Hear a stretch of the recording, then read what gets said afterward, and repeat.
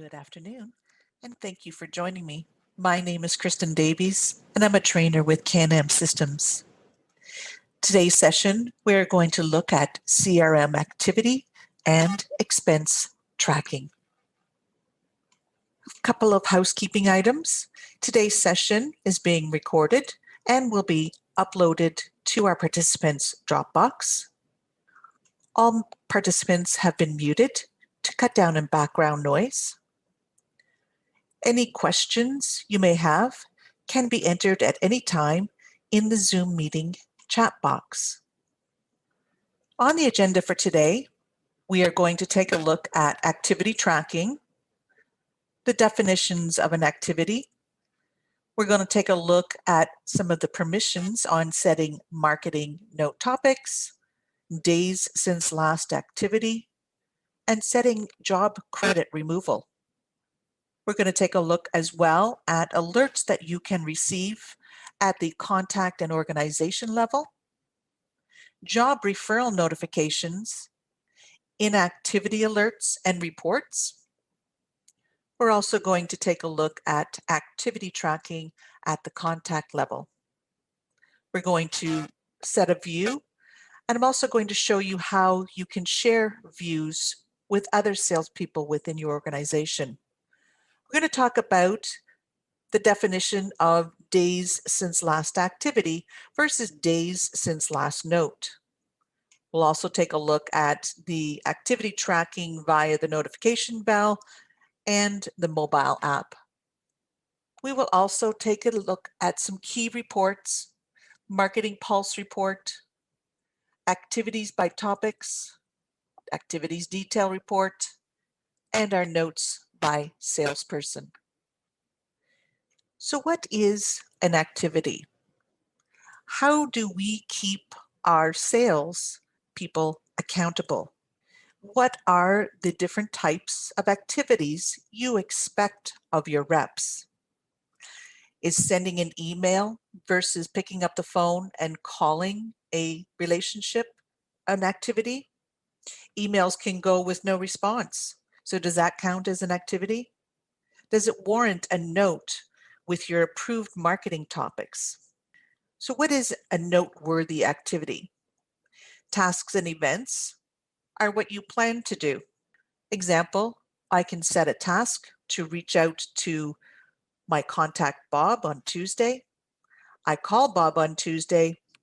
I have a meaningful conversation with him, which warrants recording a note against his contact record with one of the approved topics.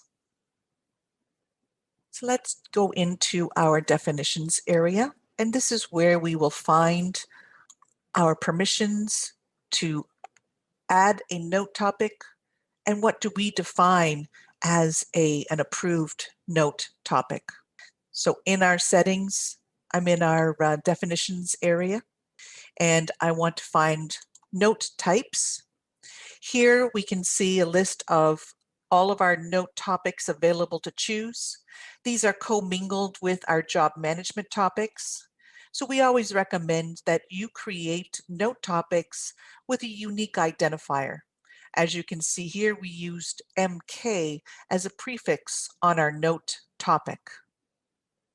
Next, we want to talk about the last activity rule. The last activity rule is a list of our approved topics that will reset the counter and activate the next period of time, whether it's 30, 60, or 90 days. Here we have chosen these topics to be our approved activity because they're very meaningful. Had a face-to-face meeting. I dropped off a gift. We held a lunch and learn. The job credit removal option is a way for you to control who is getting credit for jobs that are coming in after a specified period. You'll see over here, we have identified 75 days, and we've also identified our note topics that will approve that record. And what I mean by that is if a job comes in and I have not put one of these approved topics at my organization or contact level, that credit will not be given to the salesperson simply for the fact that they haven't done anything to develop that relationship in the last 75 days. So let's talk about how to activate alert notifications. The organization contact update alert or notification sends a notification to the salesperson assigned to that organization or contact if an update has been made. An update such as a change of address, an addition of an email address, or a change of a phone number. The job referral assignment notification will send an email to the assigned salesperson of that contact or organization when a job comes in. Getting alerts for inactive organizations or contacts will send a report to our salesperson, letting them know that they haven't reached out or put an approved topic onto that contact or organization.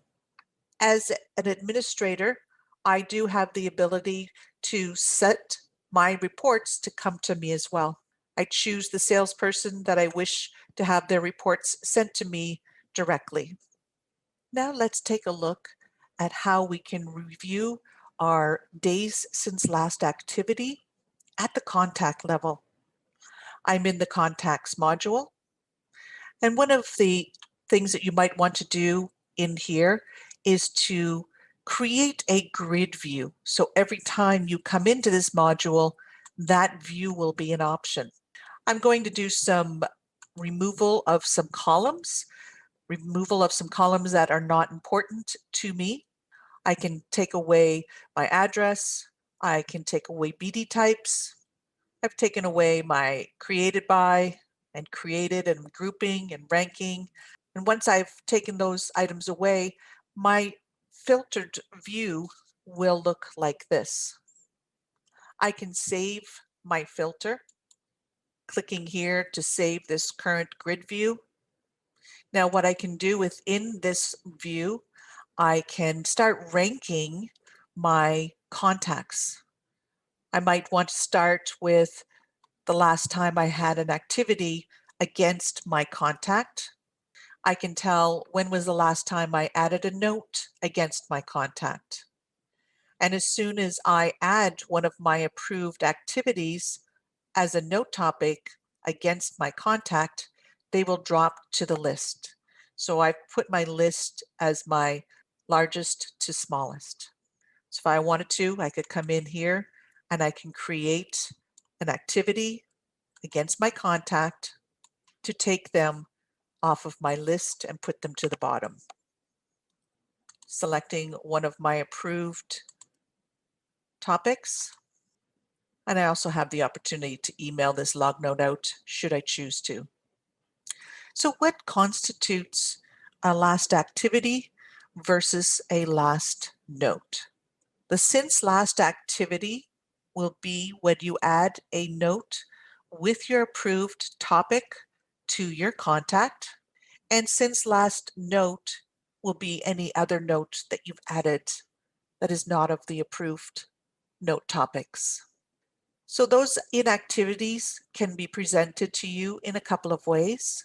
Here, up in the top right-hand corner, you will see your bell, which will give you a list of all of your alerts. And it will also show you your reports available to you to update your contacts. The CRM mobile application also allows you to view your tasks and events for the day. It allows you to create a task and event for the day. It also will show you your notifications by clicking on the bell. Now let's take a look at some key reports.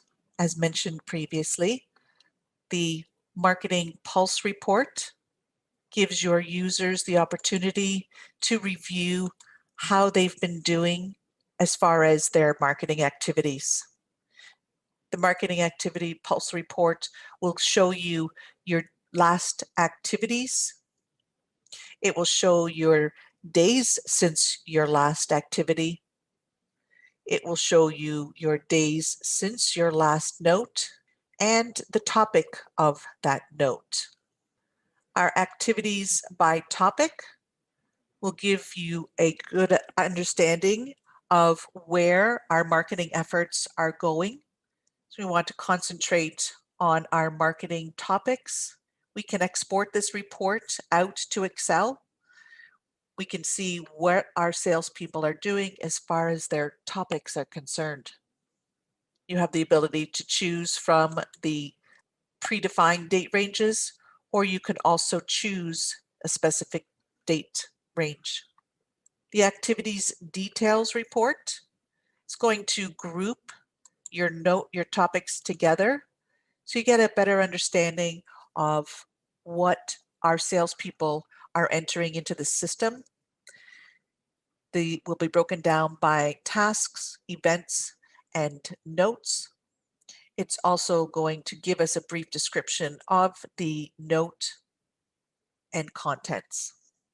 Again, you can filter by the predefined date ranges, or use your own custom date range. And lastly, we want to look at our notes by salesperson. Again, I can choose my date range. I have the ability to search for my salesperson. I can see my contact, my organization, again, note information such as the subject, the note, body, and our topic. The second part of our session today is going to focus on expense tracking. I'm going to show you how to set up your expense topics. We're going to look at expenses at the organization level. We're also going to take a look at it in the mobile app. A couple of key reports: expense report by organization, by contact, and our company expenses. When setting up your expenses in the CRM, it is highly recommended that your setup be aligned with what you have in your accounting software. This will enable batching off of expenses via reports. Expense setup is done here in the definitions in company settings. You'll see we have a number of expense topics already created. You can create an additional expense, which can be used at the organization level or contact. So let's add an expense to our organization. Navigate to the Accounting tab. Select that plus New Record and enter your information. Choosing our category and then choosing our contact, our amount, the expense date, and any description.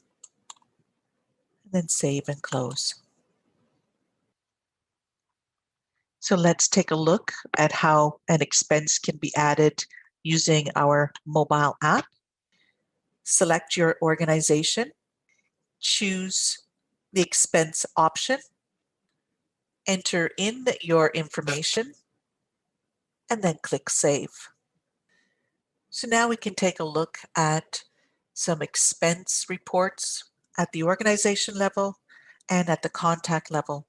I'm in the Referral Summary by Organization report, and in here I can see how my marketing efforts have been doing as far as what I have put in as far as expenses versus what has been paid year to date, paid last year, total paid, and how much I've been spending on marketing to that organization. I can also run this at the contact level and get the same information. I can see how I'm doing while marketing against my contact, how much I've spent marketing versus how much I have been paid year to date. And lastly, I have an opportunity to run company expenses. I can group my expenses together by type. And lastly, I can run my company expenses report. In here, I can choose my date range for when I want to run the report, choose a custom date range. I can also group my expenses together by category. I can also export my report out to a CSV file or Excel file.